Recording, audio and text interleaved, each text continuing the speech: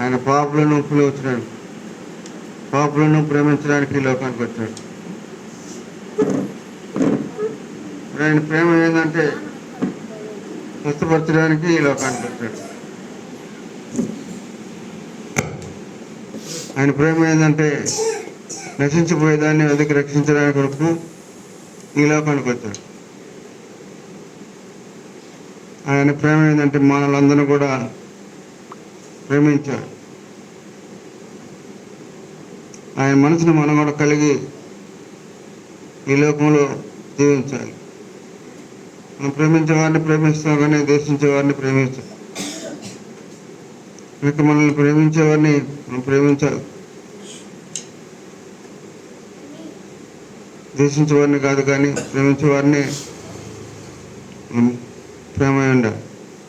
కనుక మరి ఆయన మనసు ఏమనగా పాపులను పిలువ వస్తుంది, కానీ నీతి మధ్యలను పిలువ రాలేదండి. రక్షించిన దాన్ని అయితే రక్షించడానికి కొరకు ఈ లోక రక్షకుడిగా ఈ లోకానికి వచ్చాడు. కనుక నశించిపోయేటువంటి మనలను